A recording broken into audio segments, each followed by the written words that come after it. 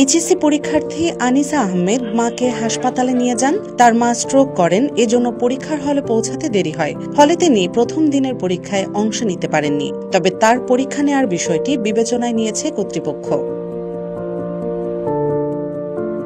আজ ২৭ জুন সকালে নিজের ভেরিফাইড ফেসবুক পেজে এই তথ্য জানিয়েছে প্রধান উপদেষ্টার প্রেস সচিব শফিকুল আলম। এছাড়া প্রধান উপদেষ্টার পেজেও এ তথ্য জানানো হয়েছে।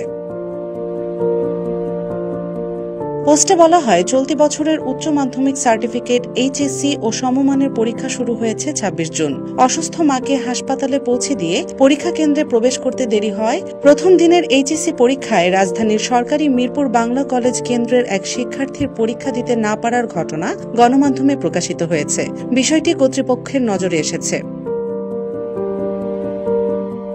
এ বিষয়ে শিক্ষা উপদেষ্টা সিআর আবরার বলেন, মানবিক বিবেচনায় ওই শিক্ষার্থীর বিষয়টি গুরুত্বের সঙ্গে দেখা হচ্ছে। বাংলা প্রথম পত্রের পরীক্ষা নেওয়ার বিষয়টি পাবলিক পরীক্ষা গ্রহণ সংক্রান্ত আইন ও বিধির আলোকে সমাধানের চেষ্টা করা হচ্ছে। তার এই দুঃসময়ে আমরাও সমব্যথী। এই পরীক্ষার্থীকে উদ্বিগ্ন না হওয়ার অনুরোধ জানাচ্ছি।